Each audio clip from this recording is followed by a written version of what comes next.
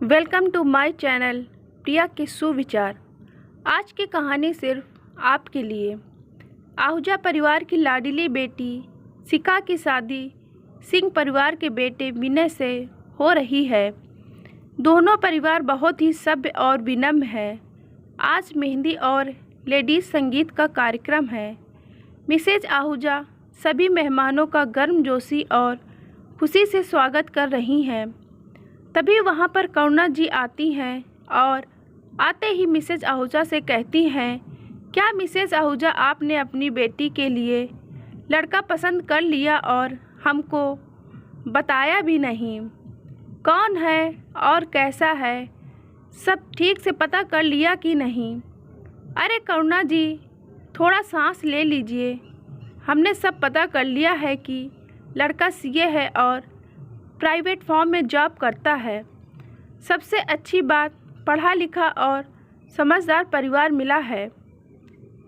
हमको अपनी शिखा के लिए मिसेस आहूजा ने करुणा की उत्सुकता कम करने की कोशिश की।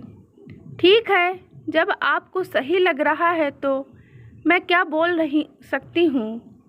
वैसे हमने भी आपको बहुत अच्छे और अमीर घराने के रिश्ते बताए थे, पता नहीं क्यों आपको ठीक नहीं लगा।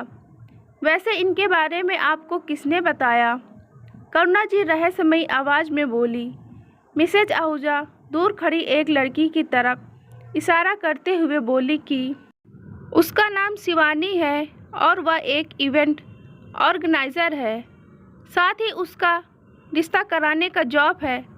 उस लड़की को देखते ही करुणा जी शॉक हो जाती हैं और मिसेज आहूजा से कहती हैं, कमाल करती हैं आप मिसेज आहूजा, एक तलाकशुदा लड़की जो अपना घर ठीक से बसा भी नहीं पाई, जो एक हफ्ते भी अपने ससुराल में टिक नहीं पाई, आप उसके बताए हुए लड़के से अपनी बेटी की शादी करा रही हैं।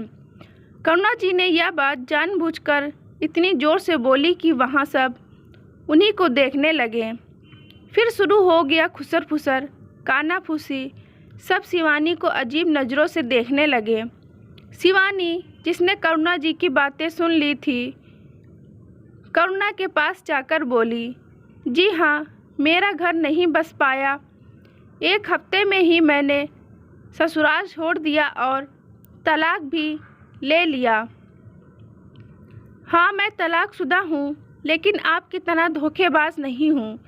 मेरे बारे में सब कुछ बता ही दिया है तो यह भी बता दीजिए कि मेरी शादी के लिए वह लड़का आपने ही खोजा था और लड़के वालों से मोटी फीस लेकर आपने गलत जानकारी दी थी।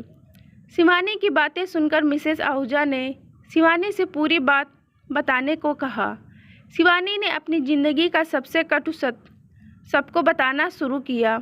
आपके जैसे ही सुगत अरमानों के साथ मेरे मम्मी पापा मेरी शादी के लिए करुणा जी के पास गए थे। उन्होंने मेरे लिए बहुत ही अमीर घर का लड़का बताया और साथ ही यह विश्वास दिलाया कि बहुत अच्छा परिवार है, दहेज में कुछ नहीं चाहिए। यह भी कहा गया कि लड़का बहुत ही अच्छा है और कोई भी दोष या बुराई नहीं है। मुझे ससुराल में कोई भी तकलीफ़ नहीं होगी। इसके दिखावे झूठे विश्वास पर मेरे मम्मी पापा ने विश्वास कर लिया और उन्होंने लड़के और उसके घरवालों के बारे में कोई भी छानबीन नहीं की। तभी करुणा जी के बीच में बोल पड़ती है, एक तो बिना दहेज की शादी कराई, जहाँ तक कि शादी का खर्चा भी लड़के वालों ने ही किया। और क्या चाहिए आजकल लड़की वालों को। अच्छा, मैं चलती हूँ, मुझे कुछ काम याद आ गया है। अरे अभी कहाँ आप चली? जब आपने शिवानी पर सबके सामने इल्ज़ाम लगा ही दिया है तो हमको भी पता चले कि आप सच्ची हैं या शिवानी। मिसेज आहूजा ने करुणा का हाथ पकड़कर वहीं बैठा दिया। शिवानी, तुम अपनी बात पूरी करो, मिसेज आहूजा ने शिवानी से कहा। शादी के एक हफ्ते तक सभी रस्मों के नाम पर यह शुभ मुहूर्त का बहाना बनाकर मेरे ससुराल वाले मुझे मेरे पति रितेश से दूर रख रहे थे, या यूँ कहें वह खुद मुझसे दूर रह रहा था। और भी न जाने कितने दिनों तक यह सब चलता। अगर मैंने उस रात को अपनी सास और ननद की बातें ना सुन ली होती। दोनों ही रितेश को समझा रही थी। रितेश, एक बार शिवानी के कमरे में चले जाओ। कब तक हम बहाना बनाते रहेंगे?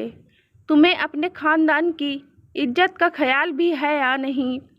लोगों को अगर पता चला तो हम सबकी इज्जत खराब हो जाएगी।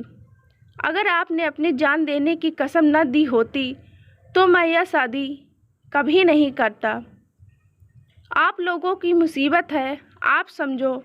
आपको अपने खानदान की इज्जत बचाने के लिए एक बहू चाहिए थी, वह आ गई है और अब आप मुझे नहीं रोक सकती। रितेश अपनी माँ और बहन से कह रहा था जोर से। तभी मुझे वहाँ देखकर सब चौंक जाते हैं।